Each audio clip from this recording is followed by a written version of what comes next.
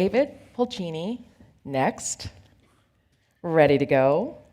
And he gave us a little appetizer prior to lunch of his presentation because he said he didn't want to not give you everything More to at come. this presentation.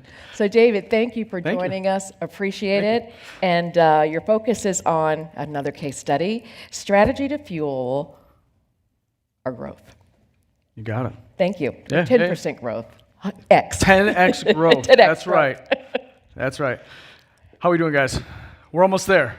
I know. We're almost there. How many of you guys know what a CFP is? Who's heard of a CFP? So that's interesting. It's like the gold standard for financial advisors. So it's a really, really difficult exam. It took me hundreds of hours to study to pass. The advisory community that I'm in, that I'm part of, they look at the CFP as, okay, that person must have some level of integrity and intelligence to pass this thing. I want you guys to get out your phones real quick. Everybody get on their phone. I'm going to do this with you because I want to make sure this is as of this morning. There is an ad campaign for the CFP exam, for the CFPs. This just came out. I want you guys to Google CFP ad campaign picture and then click on images. So let me know when you guys see what I see. Quite possibly the perfect job. Do you guys see that? Do you see what they're doing in the picture? This is the ad campaign marketing for the CFP designation. That's like the gold standard in our industry. They're sleeping. There's a kid sleeping, and the other one's a dude in a bubble bath. That is not what we do all day, ladies and gentlemen. Not even close. So it's funny because my wife is always like, what do you guys, my parents, my wife, they're like, what do you guys do all day anyway? And then this comes out. Like, this is bad marketing, folks. The CFP people, they're going to be hiring soon because these people are going to be fired. So I want to share that with you. The reason that this is happening, just so you know, is as you guys may be aware, most financial advisors, we'll call them experienced or they're seasoned. They may be older, right? It's an older demographic. The average age in our business is 59 years old. The average advisor is 59. So what they're trying to do is recruit new CFPs. I would argue that this marketing here, the kids sleeping, is not somebody we want to recruit into our business. So again, I think it misses the mark with that. So anyway, we got that piece to put up on my LinkedIn and complain to the CFP board. There we go. My name's Dave Pulcini. I am the CEO and managing partner of Sixpoint Financial Partners in Rochester, New York. I love this slideshow. I had no idea what slideshow was going to pop up, guys. I've sent him 3. So now, this right here is me disrupting compliance. Do you guys want to pick on compliance for a minute? Do we have any compliance people in the room? Everybody, see who it is? Follow her to the car. Look at So compliance. I'll give you guys 3 stories to pick on compliance. You're going to love this. You might have a heart attack. First of all, they're called the sales prevention department. Everybody knows that. I don't know why I was invited to this, but I was invited to the Compliance Gentleman's podcast. It was awesome. So I completely turned it on him and I said, Rick, who do you work for? Do you work for the firm or do you work for the advisor? And compliance people want to remain neutral. They don't want to answer that question. But I just said, you have to pick one. You have to pick, do you work for the firm or do you work for the advisor? And Rick said, well, we know where the revenue comes from. And I said, Rick, that's right. That's right, Rick. You work for me. So the compliance people, you guys got to show them who the boss really is. I know they can be scary. They can threaten termination. Don't worry about it. Just do the thing anyway, and then ask for forgiveness later. There we go. I actually sent Rick a T-shirt. This is real. Steve doesn't even know this. That says, "Who do you work for?" I love the compliance people. So I had another on the way here, guys. At the airport, Rick calls me. Obviously, I'm close with compliance. We're just going to keep this going because every person in here has complained about compliance for the last 2 days. So, including the compliance people themselves. So they know it, guys. You hear that? So Rick calls and he says, David, we're going to have to terminate Aaron. This is real. If you go on our website, you can see poor Aaron. I'm like, you can't ruin a kid's career, Rick, because he sent out a newsletter. And he's like, I've talked to the other CEO, and we're going to have to terminate Aaron. I'm like, Rick, you can't terminate Aaron, right? So he goes, where are you right now? I'm like, I'm at the airport. Where are you going? Rick, I'm going to a conference. Dave, are you speaking at the conference? I don't know, Rick. He goes, I haven't seen anything come through, Dave. Where are your slides? I said, I don't know, Rick. I have 3 different slides. So I'm not talking about anything. Dave, what are you going to talk about when you get up there? Rick, I don't know.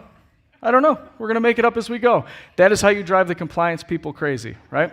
And all right, last thing about compliance, and then we'll get into some value add. Compliance, Rick, again, I hope he sees all of this. I love you, Rick. We've been putting out a lot of content, which I'm going to show you guys. Every single day we're posting, we're doing things with the YouTube channel, all of the other social media channels that we're using. Rick, it makes those folks nervous when you do truly have 10x growth and they start seeing what is happening, right? They're like, okay, we didn't care, dude, when you had 12 views, but now that there's 26,000 on a YouTube video, like now you're scaring me. As we should. You got to keep them on edge. So Rick says, Dave, are you trying to create an army of DIYers? You are giving too much value. That is real. That's what compliance people think, guys. Like, as marketing folks, could you imagine giving too much value away? Like, that is the opposite of our industry, right? I want to give all of the value away. I want to tell everybody what we do, and I'm telling you guys, it comes back. They want you to be the person when you do give away that much value. So I'm going to show us how we did that. I love the official title for this, Unlocking Exponential Growth Through Multi-Channel Content Development with Limited Resources. That picture looks like me looking for my resources. The guy in the back told me not to talk about AI, so I'm going to skip it. And they did tell me to talk about hockey, which I know nothing about, guys. Sorry. So, quick agenda. I have limited time because we moved because apparently United Airlines can make flights earlier whenever they feel like it. That's different. So, we did the intro, where we came from. I'm going to talk about where we are. I will talk about AI just a little bit, but on a personal level. I have noticed, and I've changed this presentation 7 times, guys, in my head as I've been sitting here for 2 days, because I had no idea what to expect. I didn't know if this was going to be a room full of financial advisors, CEOs, giant companies, more people like me. I had no idea. So I think the high-level stuff has been covered and dominated, really, right? All of the things that we've talked about, I think, have been very high-level, big company. Well, not all of it. There's other stuff. But I want to drill down into, like, what can you actually do or take something from what we have done and use it for yourself. And I hope we can do that. And then unexpected results. So I'll give you guys a quick story about where I started and where we're at now. I started in financial planning in 2003, and the reason, I think Danielle might have said this yesterday. Did you guys ever think you'd be in the position you're in? No one in my business is like, not back then, I'm going to be a financial advisor. No one said that. It just wasn't a thing. So we kind of all fell into it if we got into it back then. So the reason I got into it, I actually went to school to become an electrical engineer. That doesn't really fit my personality, and I did co-ops and internships. I did the whole thing, and my now wife was interning with a financial advisor in Rochester that I will leave unnamed, and you'll know why in a second. She's like, hey, you should totally be a financial advisor. I've never heard of financial advisor before, just so you guys know. I didn't grow up with that stuff. It wasn't a thing. And she said, you should totally be a financial advisor. And I'll give you guys the real version, because I'll never forget this. They make a shit ton of money, and they don't do anything. And I'm like, yeah, I want to do that. I'm 22 years old. I want to make a lot of money and not do anything, right? And by the way, it was the complete opposite. It was the complete opposite. I worked 100 hours a week, and I have my W-2 on the wall from that first year, and it was $14,000. So she lied. So I started in that firm, and we truly did the grind, building the business from the ground up, starting from zero. The things we did, I'm telling you guys, I hope you didn't ever have to do anything like this, but I would drive an hour to a school district at 11 o'clock at night to talk to the custodians that were cleaning the school about their retirement because I knew no one else was. And then it got me into that school to talk to other people. And then I did that at 72 different school districts in Rochester, and then we hired other people to fill those things in and sell 403Bs. So we kind of became the 403B firm in the area, and it was an absolute grind. And it was individual signups. Like, I met with thousands of people one-on-one, showing them a yellow pad presentation. There are way more efficient ways to do that, guys. Like, anybody that's doing that now is just crazy, because why don't you just videotape the thing once and send it to 3,000 people? Like, what was I doing? So, I mean, we went through the ringer with that. Total grind. It was miserable. I was working for 8 to 10 years just doing that. Excuse me. Then I got into management at that firm, and that's when I got into recruiting other advisors and teaching them how to do what I did, which I don't know why anyone would want to do, but they were attracted to our firm. We had a niche market, and we did the thing. And I'll tell you guys, in financial planning, when you're like 30 years old and they're paying you a bunch of money and you got a team of 30 people, you just think you're awesome. I thought I was the man. I definitely was not. But it was working, and eventually, that is a career in that management system that that is not a long-term thing, right? So in 2018, it was like the scariest thing in my life was like, I'm out of here. I was going on the trips and the cruises and all that fun stuff. And we went from that to, I just want to start my own thing. And how many of you are actually like really familiar with financial planning? Like the actual process of financial planning? Okay. How many of you have a financial advisor? Awesome. Okay. The name Sixpoint, so we started that in 2018. How many of you guys have kids? Okay. You remember naming your some of you were like, I knew the minute I was going to have a baby, I knew the name. Others were like, we need to get the name on a birth certificate before we walk out of the hospital 3 days later. Like, that was us. This was harder, to name your firm, right? So we went to multiple establishments. We had different consultants come in, trying to name our firm, and eventually we settled on Sixpoint. And what it is the 6 points of financial planning. And there's a reason I'm telling you this, and it's all about the marketing. 6Point stands for investment planning, retirement income, risk management, tax planning, estate planning, and then custom goals. One of our team members tried to get the number 6 to be beers. I didn't let that happen. We still need to remain professional sometimes. But each one of those pillars leads to so many things that if you can go either way with this. We can do like scare the crap out of you marketing with this, right? Like investments. Are you sure you're invested in the right portfolio? Do you know what you're paying in fees? Like, do you really know? Does your advisor go over exactly how they're compensated with you on the investments that you have? Like, every one of those is a video or a piece of content that we could make. And then we could go right down the line. Retirement income. How much do you need? Where's it going to come from? What's the most efficient way to take Social Security? What do we do with Medicare? What about RMD planning? What about all the other things? What about inheritance money? Tax planning. Are you paying the least in taxes that you possibly can? Are you sure? How are we paying taxes today versus in the future? What if tax brackets go up? Every one of those questions is a piece of content that we could make, and that stuff just rattles in my brain all day long. When Steve and I get together, it's like we sit there and I don't even know what happens, but like we just write down 75 things and maybe we get one of them done. So we started in 2018, and this last April, we brought Steve in, who's videotaping this right now, to handle brand development and business development. And that is when we started posting stuff every single day. And that has led to this 10x growth thing. This proves I didn't know who was going to be here today, because none of you care why financial advisors are going independent. Okay. The revenue growth, we're going to stick with the limited resources title. So let's say this is hundreds of dollars. This is a real growth trajectory in those years that we had, and it's hard to see on here, but it's gone like straight up since even that last dot of 2024. This is a sample of some of the stuff that Steve's putting out and what we're doing. So this is our Chief Investment Officer, John.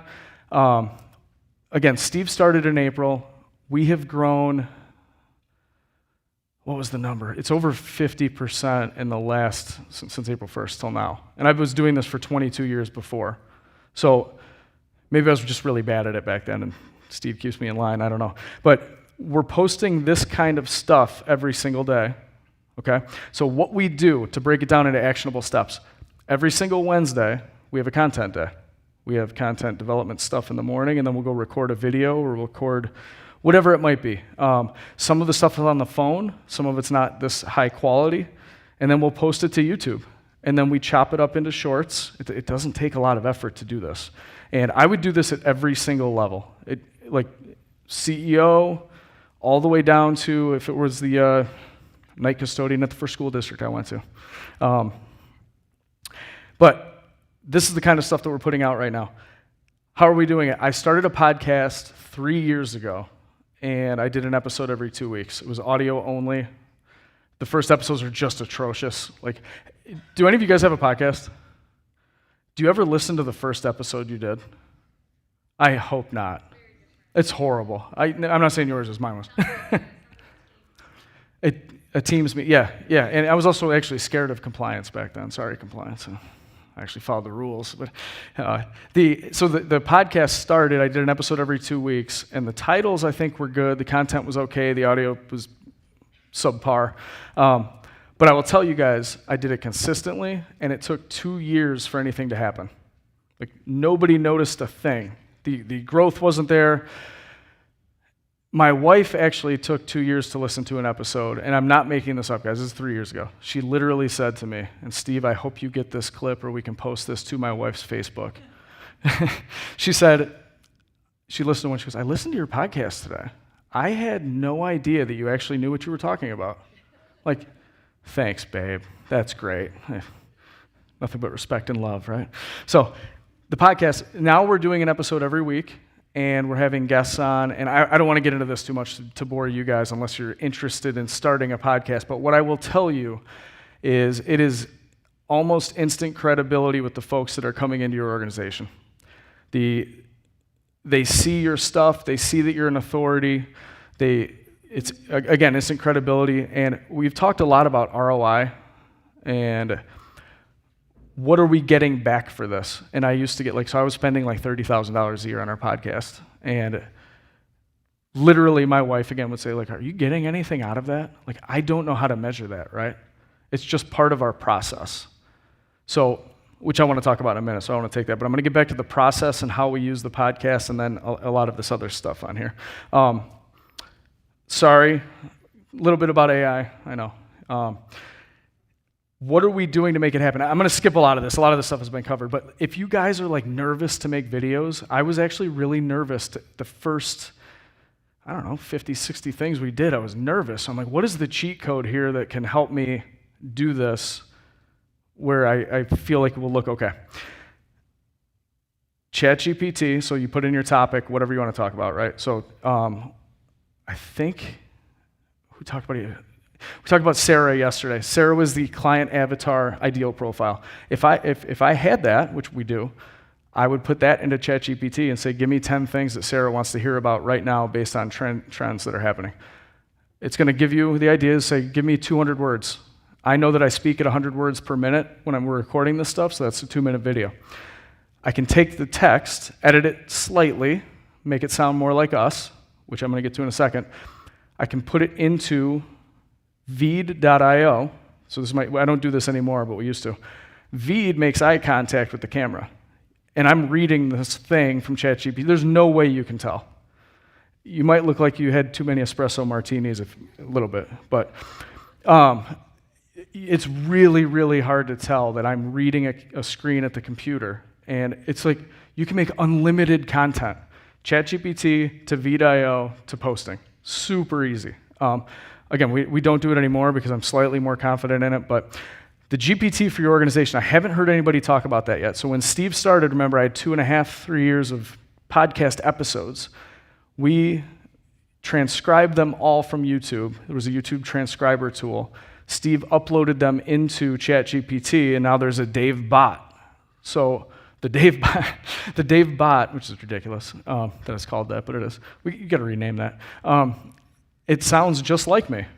It makes weird jokes that I made in episode 2 of a podcast 2.5 years ago. So the Dave bot is a way better employee than anyone else that I have.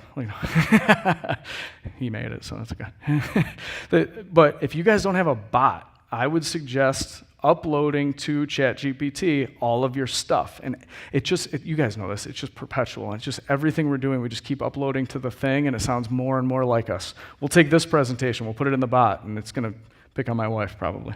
But yeah, it's one thing I want to talk to you guys, I talked about kind of the scare you method with the 6 points. I didn't finish all of that because you guys don't need to hear about every single point of financial planning. But there's the other side of it too. Like, what would make you guys click on something to watch our content? Like, we're not allowed to say this because of compliance, this would be pushing it, but like, if I said you are going to run out of money next year, I guarantee it, you'd probably click on it. I'm not allowed to say that though. Or you could say on the other side, how to get $2 million by the time you retire, or how to have this happen, or how to pay less in taxes.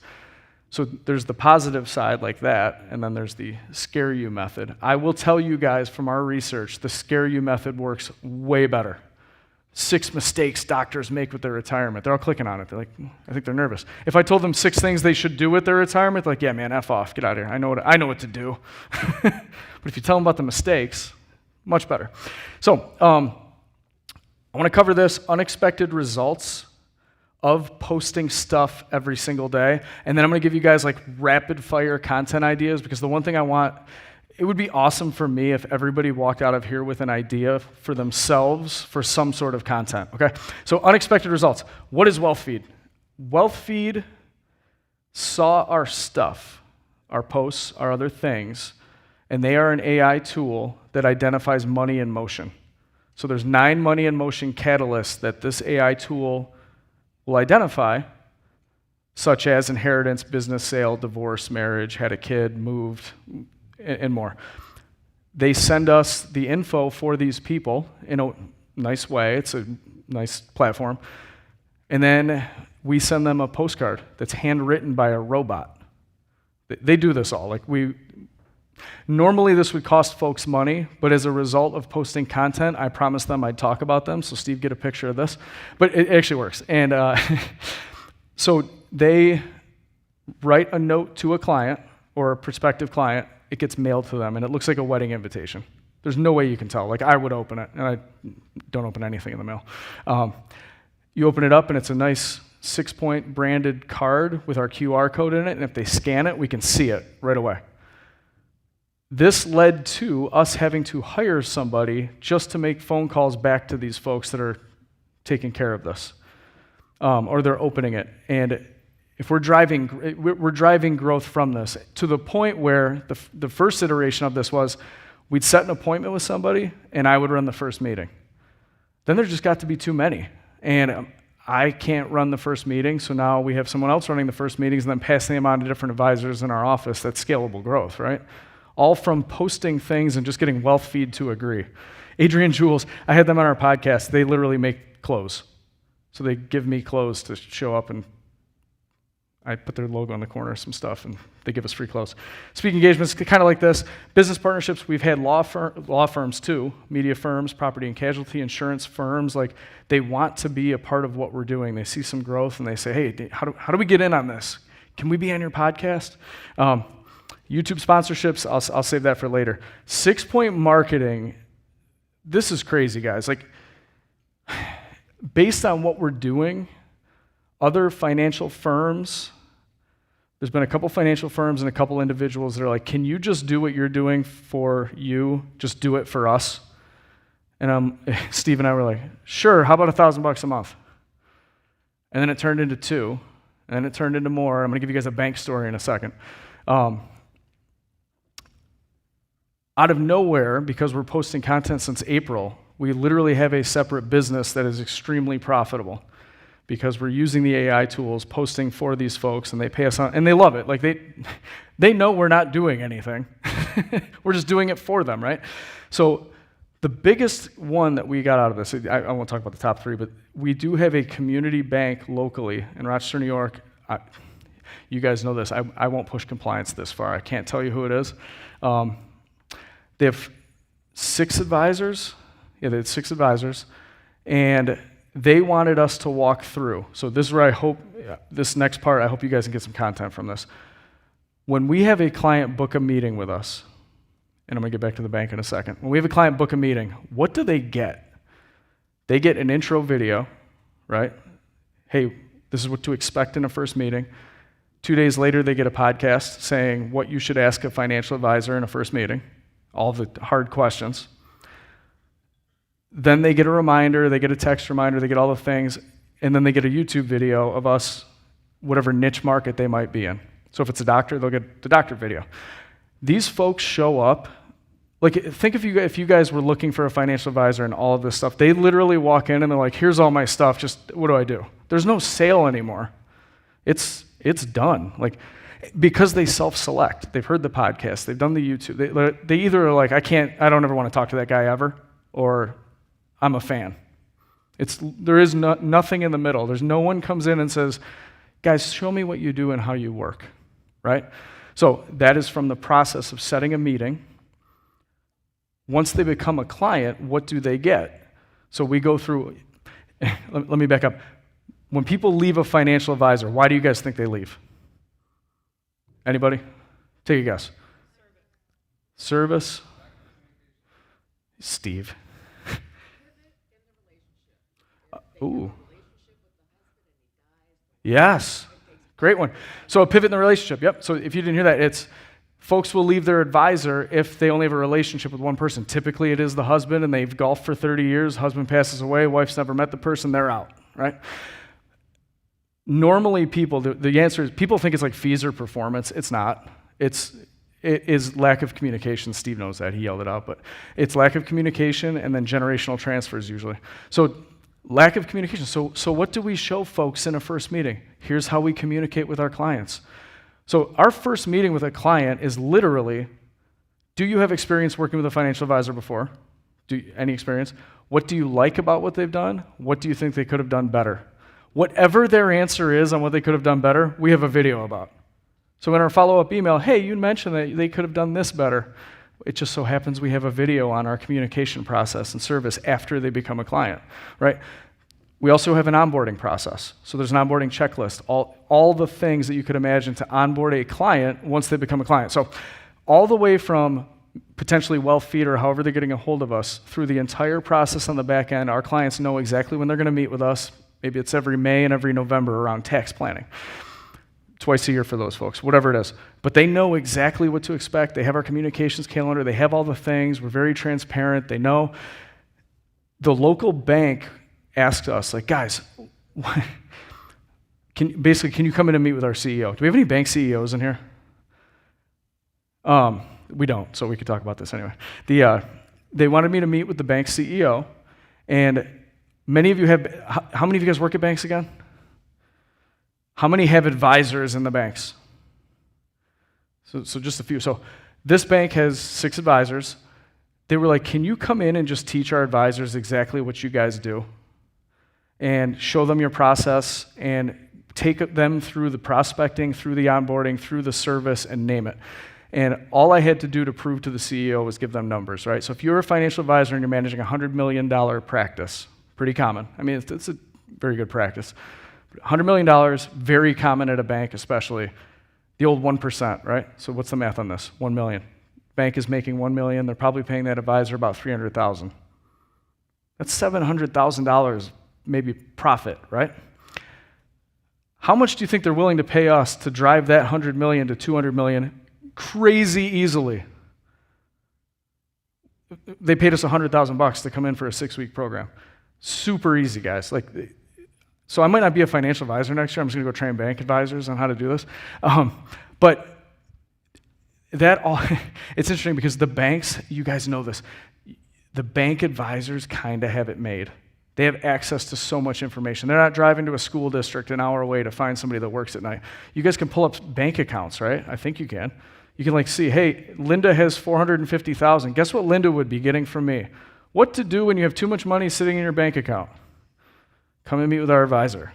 Not hard. You guys could clean up. It's almost unfair. It drives me crazy because I'm like, we had to grind. So top client, completely unexpected result of posting on there. Here's another thing. I don't know, what is that? I don't know. Do you guys hate seeing yourselves like I do? Like, I've never watched a podcast. This is driving me crazy. That's way too big. That's too much me. But it's funny because we'll put out a video on like exactly what we think someone wants, even a short video, right? The pictures are working way better. Multi-pictures on a post are working way better than a crazy value-add video. Like I could say, get this clip, is I guarantee I make you $2 million by tomorrow. More people will still click on a picture than that video. It's crazy and interesting to me. So, yeah, we got 2 minutes here. Do you guys have any questions so far? I had a couple things I wanted to fire off real quick, or talk about financial planning. Go ahead, yell it out. I'll repeat it. When you are saying that the pictures do better than videos, is that platform specific or across the board? Across the board. Yep. Pictures better than video across the board on all platforms. Yep, go ahead. Why? I don't know. The message we're hearing is just the opposite. Yeah, I know. So that terrible picture of me is we have branding people come in and take a bunch of pictures of us.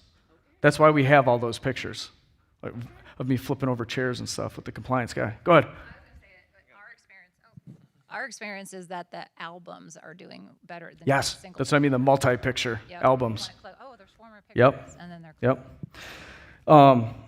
Do you guys use a system? Greg mentioned this yesterday. I thought it was cool. We use a system called BombBomb, but we can see when people open emails. Do you guys use those? It is the best way to call out friends and colleagues and potential clients ever. Like, I didn't see that email. Yeah, right, dude. You opened it 3 times yesterday. Like, I can see it. I thought that was good. I thought of a bunch of ideas for banks, but we don't have time right now. Like, I'm a consumer of a bank. I have Bank of America for some of my personal accounts, and then I have a small bank. I will tell you guys, Bank of America is Bank of America. The small bank, I don't hear anything from them. And I think I said this yesterday, but it's like, I know Bank of America has like unlimited money and no leadership locally. And then the small bank has no money but great leadership. So like there's got to be something. But like what would get me to change bank accounts is like, do it for us. Like, and we talked about this a little bit, but like if somebody ever came in and said, we will make it painless to move banks. We will take all of your transactions, your monthly inflows and outflows. We're going to move it over to this bank flawlessly for you. I would do it in a second. Like, I don't know. I've never heard anybody talk about that. Time's up? Okay. My flight's up. Oh. Do we have any quick questions? We got a car at 3:20. Yeah, go ahead. What are you using this bot for? Is it turning you into a video? What is it doing? Oh, it doesn't turn me into a video. Okay. Thank God. The bot is like, hey, using the 6-point model and language, give us a campaign for targeting folks that are 55 and over in the Fairport, New York area, and tell us when to email them, and then write the email for us in our tone. And obviously we go back through and edit it, but yeah, it's not like a real video bot yet. It might be. Oh, that's a great question. We had that come in yesterday. Talk about compliance issues. Is making cold calls in a bot in our world. That will not happen for a while. I'm not opposed to it, though. I'll push it. Yeah.